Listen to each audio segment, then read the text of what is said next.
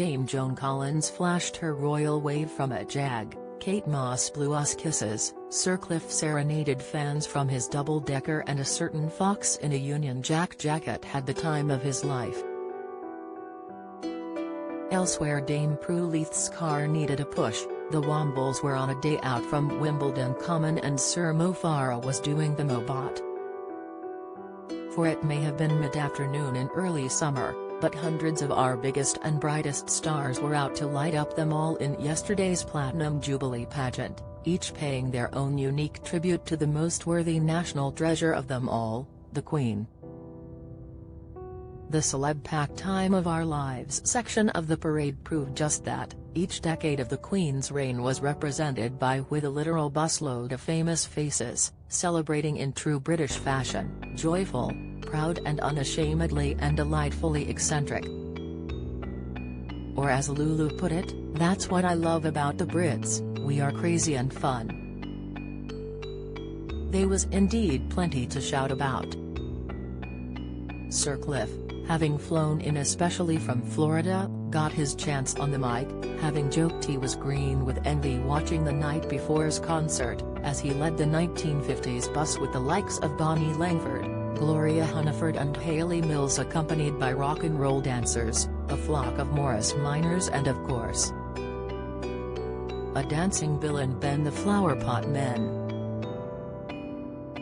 As one of the few names who's been in the limelight for almost as long as Her Majesty, Sir Cliff joked, "They've got buses for all of the decades. I should be on all of them." The Daily Mirror did manage to one-up Sir Cliff, as our front pages featured on the sides of both the 50s and 60s buses. But when it came to celebs, there were hundreds who'd come along for the bus ride.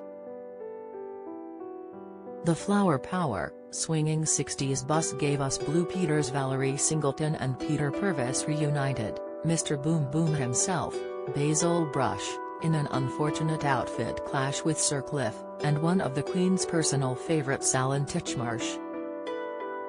It was chased by a troop of Daleks, and followed by mods and rockers, and 60 years of Bond cars, including the Rolls-Royce Phantom driven by Oddjob and Goldfinger.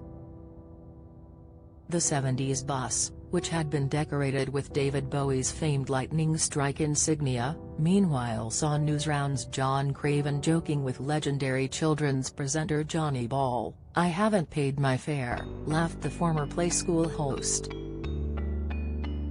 Strictly Shirley Ballas, singer Heather Small and Angela Rippon giggled over how the atmosphere was electric on the so-called best bus, and the lovely Debbie McGee brought a touch of nostalgic magic.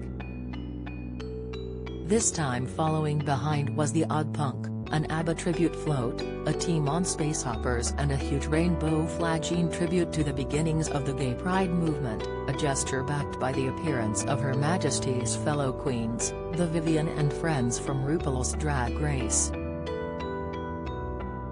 The eclectic melting pot of wacky British pop culture continued into the 80s with the Only Fools and Horses Robin Reliant, followed by a mass of Sinclair C5s leading the bus, which saw Daley Thompson rubbing shoulders with Torville and Dean, Spandau Ballet's Tony Hadley and Anthony Head, whose Nescafe Gold Blend ads dominated 80s advertising. All seemed dangerously close to a bop on the head from Timmy Mallet and his Mallet's Mallet. Tony said, "It's actually quite emotional. What a moment in history." Princes Charles and William clearly agreed. Both looked delighted by the 80s display and even more so the 90s. Back in the Spice Girls' 90s heyday, it was Jerry Halliwell who made headlines by giving Prince Charles a peck on the cheek. Yesterday it was supermodel Kate Moss instead who was blowing kisses from atop the cool Britannia 90s bus, as she was reunited with fellow supermodel Naomi Campbell, and 90s party queen Patsy Kensit.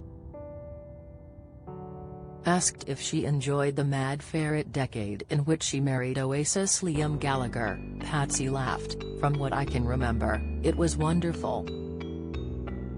The 2000s gave us Sir Mo Farah and Dame Kelly Holmes, All Saints the Appleton Sisters, and How to Look Good Naked Skakwan, all dancing away to the iconic steps, with the 2010s bus reuniting the X Factor judge Nicole Scherzinger with Rylan Clark after his famous sobbing audition made him a household name. And while Pussycat doll Nicole might be American, she was all about celebrating the woman who first flew the flag for girl power, the Queen.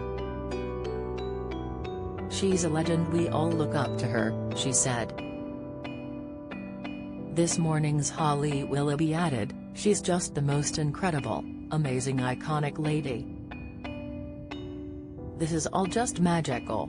The same could be said of the Damon Jags, the honored women whose own status got them upgraded to a car for the procession rather than having to catch a bus.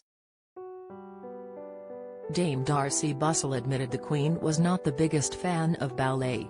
Dame Twiggy, Leslie Lawson, was riding in a car owned by Oasis's Noel Gallagher, and poor Dame Prue Leith wasn't going to let a little thing like a broken-down car get in her way of the parade, as she continued to wave and smile while her car had to be pushed along by 4 tireless stewards.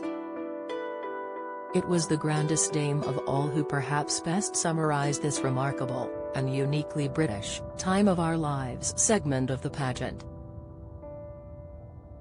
Admitting she'd practiced her own royal wave for the big day, Dame Joan Collins could not have been more proud to be involved. She smiled, "The vibe here is extraordinary. Her Majesty is going to adore it." Well, we certainly did. Wombles and all.